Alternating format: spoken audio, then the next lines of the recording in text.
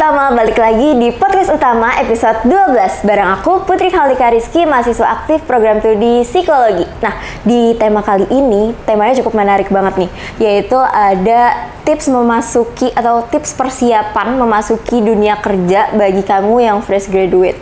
Nah, karena sering banget nih kalau lulus kuliah, terus selesainya tuh kayak langsung dihadapin, abis ini mau ngapain ya? Nah, sering banget pertanyaan itu tuh akhirnya malah ngebikin kita jadi semakin khawatir, terus malah overthinking dan lain sebagainya. Karena sebenarnya jawaban dari pertanyaan itu tuh emang bakal nentuin nantinya tuh kita mau ngapain, mau jadi apa, dan lain sebagainya lah. Nah, kalau kamu masih bingung terhadap hal itu dan masih kayak penasaran terhadap tentang interview atau tahapan-tahapan dalam mencari pekerjaan, ini video yang tepat buat kamu karena pada kesempatan kali ini kita bakal bahas langsung bareng HR-nya. Halo Kak. Hai. Boleh perkenalan dulu Kak ke kamera? Perkenalkan, aku Dita Rizky Arini. Kalau di LinkedIn ya, boleh search LinkedIn-nya ya. Biasanya kalau di TikTok aku sering share-share juga terkait persiapan dan terkait tanya jawab interview. Untuk nama TikToknya Rarin Dita. Oh, right. Boleh panggil Dita aja ya. Oh, Kak Dita. Oke. Nah, sekarang kesibukannya lagi apa aja nih Kak? Saat ini itu aku lagi sibuk menjadi HR di salah satu perusahaan konsultan IT. Di daerah? Kita hybrid sih. Oh, hybrid. Hybrid, sorry. WFH full. Oh, WFH full. Oke, Jadi berarti aku dari rumah. enak ya, cukup enak atau enakan yang kantor justru kalau menurut Kak Dita? Oh, lumayan ya. Sama aja ya. Oh, sama aja ya. Nah, ini aku cukup penasaran juga nih karena nantinya kan aku juga bakal jadi fresh graduate juga nih Kak gitu. Terus apa aja sih Kak tahapan-tahapan yang perlu aku siapin gitu sebagai fresh graduate kalau mau melamar kerja gitu? Untuk melamar kerja ini setelah lulus ya. Kalau menurutku ya sebaiknya itu dibekali dari sebelum kamu lulus. Jadi bekal di pendidikan itu nggak boleh dikesampingkan ya. Kalau misalnya kamu ada kesempatan untuk magang, itu lebih baik. Yang pertama disiapkan pastinya skills komunikasi. Karena interview udah pasti komunikasi kan. Iya, betul. Nah, tapi kalau misalnya terkait secara look itu masih bisa diperbaiki gitu. Kalau secara komunikasi itu kan orang beda-beda ya. Kalau misalnya sales atau tim marketing itu udah pasti jago komunikasi kan. Iya. Tapi kalau misalnya jurnalis belum tentu sejago merayu si sales ini gitu. Jadi yang pertama dipersiapkan itu komunikasi, skills gitu ya. Terus kalau kita sebagai rekrutmen tuh toolsnya apa sih gitu? Biasanya kan kita ada sourcing tuh kamu harusnya sudah belajar. Kamu psikologi kan ya? Iya, betul. Kamu harusnya udah belajar sih terkait sourcing. Terus shortlist tuh kamu memilih kandidat gitu. Ini kalau misalkan tentang HR ya. Kalau secara general itu yang pertama komunikasi, skills, terus persiapkan CV-nya. CV itu paling penting. Kalau dari CV aja rekruter nggak ngelirik, itu udah pasti kamu nggak punya kesempatan untuk interview. Makanya banyak banget nih di TikTok atau di LinkedIn orang-orang yang info ke aku, Bu, saya tuh udah sering banget kirim CV ke sana tapi nggak pernah di interview. Gitu. Sebenarnya bukan salah dianya, salahnya CV-nya kurang menarik teman-teman. Nah, emang CV yang menarik menurut mungkin dari sudut pandang HR gitu tuh gimana sih Kak? Nah, kalau sebagai HR itu kan kalau sekarang kan lagi trennya itu CV ATS ya. Banyak banget. Application Tracking System gitu, biar mempermudah HR yang pakai tools rekrutmen untuk shortlist kandidat nih. Tapi menurutku beda orang, beda ketertarikan ya. Jadi mungkin kalau dari sisi aku ya, dari sisi aku itu aku suka CV yang jelas terkait job desk-nya dia yang sebelumnya. Atau untuk fresh graduate mungkin yang lebih bisa dan lebih mampu menceritakan terkait kegiatan-kegiatan sebelumnya yang relate atau yang menjual nih pada aku. Kayak misalnya sebelumnya kamu punya kegiatan untuk sosialisasi terkait Go Green tapi itu berhasil gitu. Kita kan melihat, kalau dari sisi HR itu tidak melihat langsung ke hasil, tapi melihatnya dari perjalanan kamu ya, prosesnya kamu menuju hasil akhirnya gitu. Yang penting jelas, terperinci seperti apa, lalu saat kamu mengerjakan itu kamu membutuhkan apa gitu. Biasanya kan kita butuh Excel, itu menjual dong. Sekarang perusahaan di mana sih yang nggak pakai Excel gitu? Iya, pasti betul. pakai Excel. Atau kalau anak-anak kuliah sekarang pakai SPSS. SPSS Iya, itu iya. juga menjual. Microsoft Word kan nggak cuma tentang menulis ya. Iya, iya.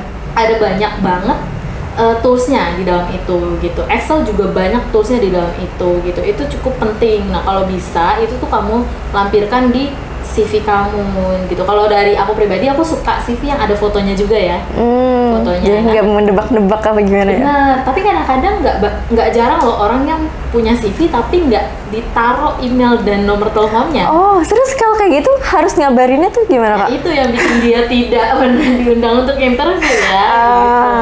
Jadi nggak mungkin kita bisa telepati gitu. Iya, bisa telepati gitu. Yang paling penting sih kontaknya, isi CV-nya benar-benar menggambarkan kamu nggak gitu. Kamu baca dulu deh, kayak kira-kira kalau kamu punya perusahaan nih, ada yang ngelamar nih CV-nya seperti ini gitu, nggak ada nomor telepon, nggak ada email, terus tidak dijelaskan, kayak dia cuma nulis saya pernah di kantor ini dari ini sampai ini gitu, tapi kita nggak dikasih tahu job desk-nya. Kira-kira kamu tertarik nggak? Iya sih ya. Iya kan? Nggak ada bukti nyatanya ya. Di CV gitu. Jadi gini Kak, aku sih sambil nanya curi-curi juga. Jadi kalau misalkan kayak jenjang pendidikan, mungkin kalau sekarang bisa juga dicantumin kayak pencapaian apa waktu kita di jenjang pendidikan itu juga bisa dicantumin ya Kak? Kayak di misalkan masa kuliah ya.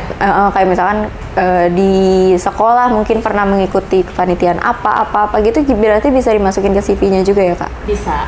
Itu bisa dimasukin, apalagi fresh graduate bekalnya kan itu ya selama dia di pendidikan atau saat dia menjadi volunteer juga kan itu termasuk ya. Jadi kalau kamu pernah mengikuti kepanitiaan, saat kamu menjadi, misalnya kamu menjadi humas gitu, ada acara apa sih di kampus waktu itu, dan kamu sebagai apa, dan pencapaian apa yang tim humas dapatkan gitu. Diceritain aja, itu bakalan jadi nilai plus sih menurutku ya. Berarti sekarang harus lebih rinci lagi ya Kak. Jadi jangan cuma disebutin doang gitu, tapi nggak ada apa pernah ngerjain apa segala macamnya gitu. Kalau bisa dimasukin juga ya. Nah, setelah kita udah nyiapin CV-nya sesuai sama yang Kakak sebutin tadi. Terus kalau waktu di tahapan kita masuk nih, dipanggil untuk interview atau wawancara. Nah, itu yang perlu kita siapin tuh apa aja sih Kak? Mungkin secara mental atau kita harus ngejawabnya gimana? Mungkin kan kalau yang bagi yang pertama kali kan rada bingung, ketakutan gitu ya Kak? Iya.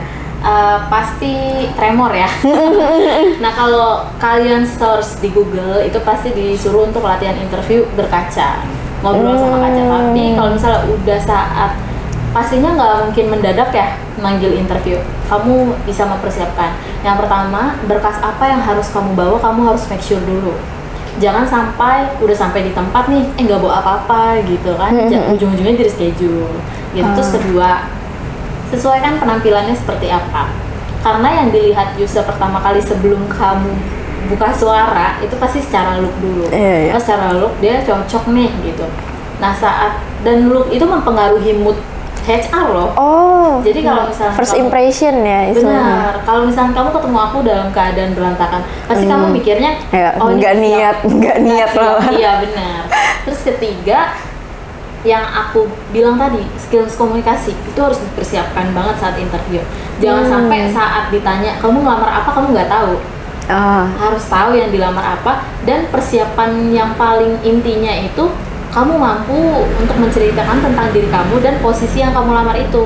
Relate nggak kira-kira dengan bekal kamu dan apa posisi yang saat itu kamu mau isi gitu. Kalau kamu mau jadi admin nih, ya kamu harus bisa Excel dan lainnya gitu. Yang relate apa? Saya selama masa kuliah atau selama masa sekolah saya mempelajari Excel dan pernah ada project untuk pegang Excel gitu sih. Jadi jangan sampai nanti CV-nya udah bagus tapi malah drop drop di wawancaranya gitu ya Kak, karena nggak ada persiapan itu tadi ya. Berarti harus dipersiapkan juga, terus harus research juga ya Kak tentang perusahaan itu juga ya. Jangan sampai nggak tahu ya perusahaannya, kamu apply apa gitu. Nah kalau kita sudah masuk nih ke dunia kerja sebagai fresh graduate, mungkin kayak kikuk gitu hari pertama kali kerja, itu tuh bagusnya cara interaksi atau komunikasinya sama rekan kerja tuh gimana sih Kak? Apa ya udah kita sokap aja atau kayak nunggu disenggol dulu baru kita oke buat ngomong, gimana Kak?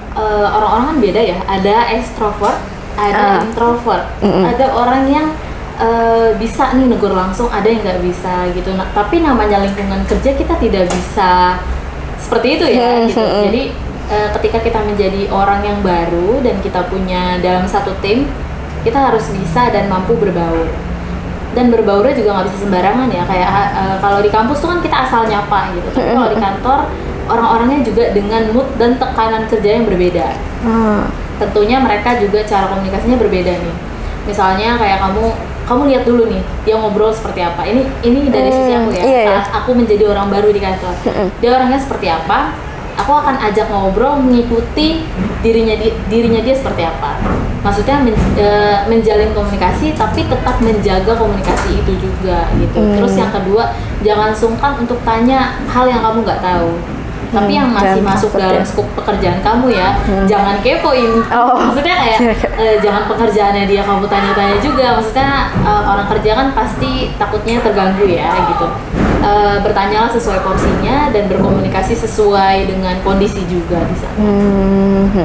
Berarti kakak tipe yang cukup aktif juga ya waktu pertama kali kerja. Tapi nggak sempat ngerasa kikuk juga atau ya udah berusaha untuk have fun? Kalau kikuk sih seingatku nggak pernah ya gitu, karena aku tipe yang mau menyapa duluan, mau membuka diri duluan gitu. Namanya juga kita anak baru ya. Cuma waktu sejak aku fresh graduate, jadi dari SMA itu aku udah mulai membuka diri.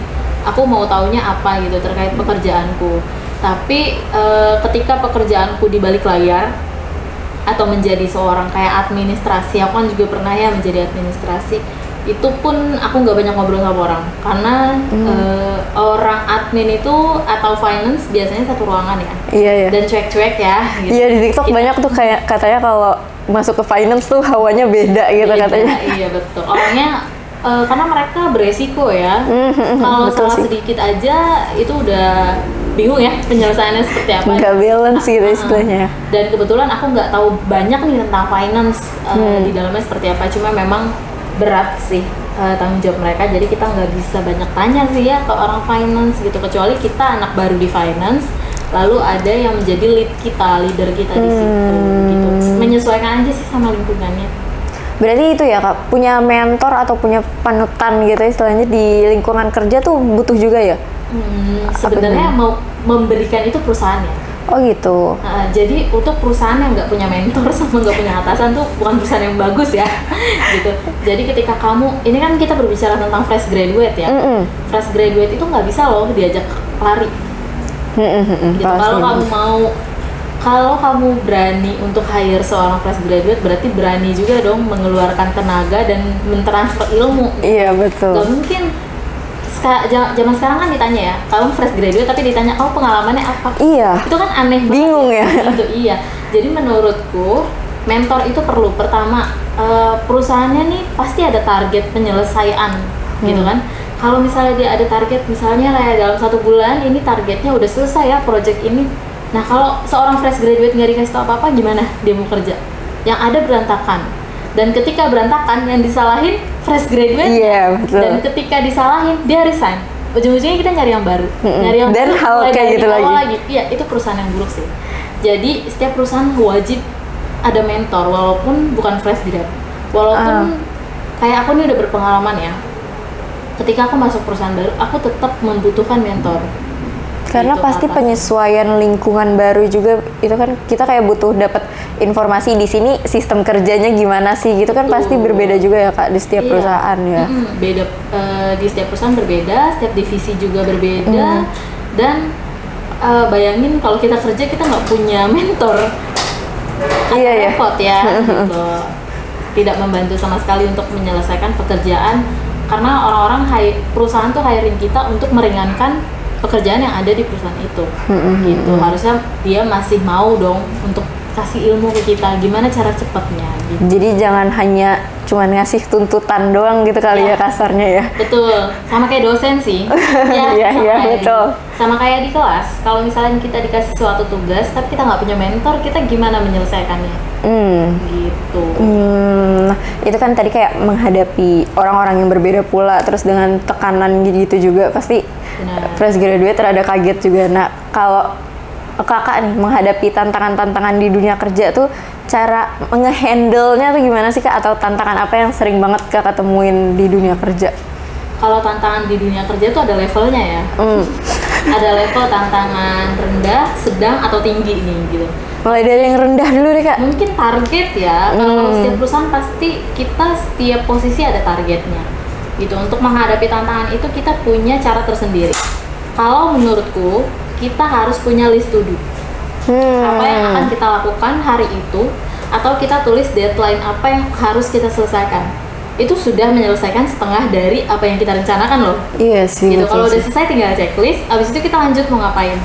Gitu. Jangan skip dulu. Jadi biar selesai dulu, biar kita bisa nafasnya lebih panjang. Kalau misalnya satu hal selesai, kita nafas dulu, terus kita menyelesaikan yang lain, kan nanti ujung-ujungnya ngerasa kok kayak berat banget sih. Gitu. Kalau aku pribadi, semua tantangan ya, kayak menghadapi rekan kerja dan lain-lain, ya udah kerjain aja pekerjaan dengan benar. Benar aja dulu deh, gitu. Benar aja dulu deh, urusan itu pekerjaan nanti ada kurangnya dan ada revisinya, itu nomor 2. Yang penting kita melakukan dengan benar, dengan sesuai dengan SOP gitu. Apalagi sikut-sikutan. Sikut-sikutan tuh paling parah ya kalau di kantor ya. Udah sempet ngerasain juga belum kak? Pasti. Misalnya gini, kita punya target, aku punya target, kamu punya target. Terus aku achieve target, kamu nggak achieve. Padahal kamu orang lama. Kamu kesel sama aku. Yang salah kamu apa aku?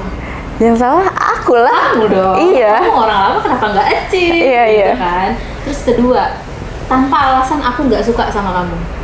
Terus aku ngomongin kamu kemana-mana, terus aku kayak kesel aja ngelihat kamu. Kamu nyaman nggak di tempat kerja? Enggak. Ujung-ujungnya resign. Bayangin kalau kamu nanggung sekeluarga kamu nih, kamu tulang punggung. Yang jahat siapa? Aku. Aku yang jahat dong. Gitu. Jadi ini sih aku nyelipin sedikit ya tentang pesan gitu. Jangan bikin teman kerja kamu nggak nyaman. Apalagi tanpa alasan, apalagi karena kamu nggak suka, itu nggak make sense. Itu nggak dewasa gitu. Jadi kita nggak tahu orang yang bekerja di situ apakah dia tulang punggung atau dia perantau gitu. Ketika dia resign, kamu menghancurkan rezeki satu keluarganya sih, itu udah keterlaluan gitu. Jadi sebisa mungkin ya itu tadi perlunya adaptasi ya. Kita juga sebagai senior misalnya, menurutku sekarang senioritas juga nggak perlu ya dimanapun gitu, dan nggak ada efek yang baik gitu ya terkait senioritas atau junior atau orang yang fresh graduate, itu menurutku sih sama semua. Iya, jadi jangan sampai ya nganggap rekan kerja tuh malah jadi apa ya, hambatan kita ya. Justru kan sebenarnya kalau dengan ada rekan kerja tuh ngebantu pekerjaan kita juga nggak sih kan sebenarnya ya. Betul, lagi pula apa susahnya sih gitu, kita berteman aja sama teman kerja gitu, enjoy aja gitu. Itu sih tantangan paling berat ya, biasanya fresh graduate atau anak magang malah dijadikan disuruh-suruh gitu loh. Gak dikasih ilmu, disuruh-suruh. Kayak kamu pasti sering dengar, atau kamu mungkin sebelumnya pernah magang disuruhnya fotokopi doang. Iya kan? Tahu. Itu ada ilmunya nggak? Enggak Ada ilmunya. Makanya untuk perusahaan-perusahaan kalau mau, namanya juga magang, belajar kerja ya. Kalau fotokopi doang nggak usah belajar. Kita kan fotokopian aja ya. Tukang fotokopian aja gitu. Oke nih kak, yang mungkin rada terakhir nih. Tadi kan udah semuanya hampir kita bahas ya kak. Nah, aku sedikit penasaran cara kita untuk mengupgrade value yang udah kita punya tuh gimana sih kak? Mungkin dari soft skillnya, hard skillnya atau segala macam, kan pasti itu diperluin banget tuh kak di dunia kerja. Kalau cara upgrade value sekarang banyak ya, bootcamp. Tergantung kamu butuh upgrade terkait apa nih. Biasanya kalau yang nggak ada matinya tuh bahasa. Skills bahasa Inggris ya terutama ya, apalagi sekarang bisnis. Dan sekarang bisnis nggak cuma bahasa Inggris loh, Mandarin. Oh iya. Mandarin sekarang udah banyak yang cari yang mewajibkan bisa bahasa Mandarin, karena kita tahu sendiri ya, orang Chinese itu dia pebisnis gitu. Jadi sebisa mungkin kita mengikuti dia gitu. Kadang-kadang kan ya minimal banget bahasa Inggris. Itu kita bisa les, atau sekarang YouTube udah banyak ya. Tapi kalau YouTube menurutku kurang handal ya untuk ngajarin kita. Mungkin buat sebagian orang bisa kepake gitu ya, tapi kalau buat yang mungkin nonton film luar negeri atau dengerin lagu sambil lihat artinya, itu juga bisa bikin kita inget sama kata-katanya gitu, menambah kosakata. Terus kedua kalau terkait software gitu, kayak misalnya seorang IT nih, dia butuh upgrade skills, apalagi kuliah tuh kayaknya menurutku kurang ya, dan nggak semua kampus mengajarkan tentang programming. Kita butuh modal nih, nggak ada salahnya dong kita keluarin uang untuk kita dapetin uang yang lebih besar gitu, nggak ada ruginya. Jadi bisa ikut bootcamp atau les. Lalu kita ikut seminar kan juga cukup menambah ilmu ya, cerita-cerita dari orang yang bikin kita ke-trigger. Terus yang terakhir, pikir-pikir dulu mau ambil skills yang mana nih untuk nambah value. Kamu posisinya apa, sesuaikan. Jangan sampai kita belajar hal yang nggak ada impactnya ke kita. Kalau udah masuk dunia kerja, itu benar-benar harus matang. Jangan coba-coba. Gitu, karena kalau coba-coba menurutku berantakan ya. Tapi ada orang yang suka seperti itu. Cuma aku sukanya yang smooth. Jadi dia nambah ilmu, nggak sia-sia juga kita belajar gitu. Jadi ada targetnya ya Kak. Iya betul. Dari banyak aspek kita udah dapat value sih sebenarnya. Sekarang gampang kok. Seminar kan sekarang juga banyak yang gratis ya. Dan kayak tools Excel juga kita bisa download soal-soal Excel, kita bisa belajar dari rumah. Lalu untuk presentasi sekarang juga udah banyak kan orang-orang yang belajar desain grafik di Canva, di Figma. Banyak lah sekarang menurutku tempat-tempat untuk upgrade skills ya. Nah, yang terakhir nih Kak, mungkin pesan buat bagi para fresh graduate yang mau mencoba untuk melamar atau masuk ke dunia kerja, boleh Kak disampaikan ke sobat utama? Saranku ya untuk fresh graduate, dipersiapkan dari sekarang, dari sebelum kamu lulus bahkan ya, atau kalau kamu udah lulus, kamu persiapkan CV yang betul-betul jelas. Jangan sampai lupa untuk kontaknya, kayak email, nomor telepon gitu. Terus ceritain job desk apa yang pernah, kalau misalnya kamu udah pernah pengalaman sebelum kuliah kamu kerja, atau saat kuliah kamu sambil kerja, itu kamu ceritain. Itu cukup membantu kamu. Lalu untuk pengalaman organisasi juga boleh diceritain, atau terkait kamu pernah menjadi seorang volunteer, boleh diceritain juga. Atau kalau misalnya bener-bener nggak pernah sama sekali nih, kamu harus menceritakan apa, kamu ceritakan aja apa pencapaian kamu yang pernah kamu kerjakan selama kamu kuliah. Kuliah kan ada penelitian, itu juga bisa ditaruh di CV. Jangan lupa diceritain terkait pencapaiannya, hasilnya seperti apa, jalannya seperti apa. Terus buatlah rekruter benar-benar tertarik dengan CV kamu. Lalu kalau nulis CV yang rapi ya, jangan sampai nulisnya tuh berulang-ulang ya. Apalagi kalau teman-teman mau pakai bahasa Inggris, kalau dirasa belum cukup bagus untuk bahasa Inggris daripada translate yang berantakan, lebih baik pakai bahasa Indonesia dengan kata-kata yang baik. Jangan lupa juga fotonya ya ditaruh di situ, lalu pendidikan terakhirnya seperti kayak kita jurusan apa sih, terus kita lulusnya tahun berapa. Jadi user bisa, atau HRD bisa mengira-ngira nih usia kamu kira-kira berapa sih gitu. Domisili juga jangan lupa gitu. Nanti lokernya ada di Bandung, kamu ngelamar di Jakarta, terus keterima di Bandung, interview online, tiba-tiba orang tuanya nggak bolehin, itu kan menghambat rekruter juga ya. Sama belajarlah berkomunikasi, baik lisan maupun tulisan. Tulisan tuh paling basic, tapi kadang-kadang fresh graduate ini nggak memperhatikan itu ya. Kadang-kadang dia kayak, Bu, gimana kelanjutan saya gitu. Jangan lupa pakai salam dulu, layaknya kita chat kepada dosen ya. Kalau dosen kan kita biasa chat, pagi Bu, pagi Pak gitu. Nama saya, perkenalkan diri dulu, jangan lupa perkenalkan diri. Lalu jangan lupa juga saat interview persiapkanlah dengan baik gitu. Kalau online biasanya kadang-kadang Bu, maaf saya nggak ada laptop gitu kan, padahal sebelumnya pastinya udah diinfoin. Dan jangan lupa kalau interview datangnya on time. Kadang-kadang masih banyak yang telat gitu kan. Sekarang kan kita sudah bisa memperkirakan kalau Jakarta macet, kira-kira butuh waktu berapa lama sampai sana gitu. Itu sih kesan pertama ya untuk fresh graduate, yang pastinya skill komunikasi yang paling penting. Belajar komunikasi sih dari sekarang ya. Itu aja sih. Dan jangan lupa ya cek TikTok aku banyak share loker loh. Oh iya, nanti bakal aku langsung cek deh di sini. Tadi boleh diulangi lagi Kak nama TikToknya apa? Nama TikToknya Rarindita. Nanti kamu iya nanti ya dicatetin sama editornya @Rarindita. Gitu. Oh ya, sama teman-teman aku mau info. Sekarang itu kan kita punya sosial media khusus para pekerja atau profesional. Namanya LinkedIn. LinkedIn itu kamu harus aktif karena menurutku LinkedIn itu sangat menjual. HR maupun pencari kerja mereka semua berkumpul di situ. Loker-loker juga ada banyak di situ. Jangan lupa untuk diaktifin, dipersiapkan, karena di situ doang kita bisa langsung chat recruiter sih gitu. Setelah ini aku langsung download LinkedIn deh. Oh, belum punya? Aku belum punya. Masih kamu. Makasih banyak ya Kak atas semua insight-nya. Aku akhirnya tahu nih ternyata CV itu merupakan hal yang paling penting. Selain itu harus ada persiapannya juga kalau kita mau wawancara. Terus selain itu skill komunikasi juga penting ya Kak ya. Oke, makasih banyak Kak atas waktunya. Maaf mengganggu nih waktunya. Iya, nggak apa-apa. Di tengah kesibukannya. Nanti mungkin kita bisa ngobrol-ngobrol lagi ya Kak seputar ini atau seputar hal-hal lainnya. Makasih juga untuk semua sobat utama yang udah nyaksiin video kita sampai akhir. Semoga insight-nya juga bisa dapat diterima oleh seluruh sobat utama. Nah, jangan lupa juga untuk follow sosmed kita, ada di TikTok, ada di Instagram juga di @utamajagakarsa_official. Nah, terus kalau buat di YouTube-nya sama di website kalian bisa langsung search aja Universitas Tama Jagakarsa. Nanti langsung muncul semua konten dan informasi-informasi seputar Universitas Tama Jagakarsa. Jangan lupa juga untuk nonton video-video selanjutnya yang ada di YouTube kita ya. Jangan lupa like, komen, dan subscribe video ini. Dadah, sampai jumpa di podcast selanjutnya.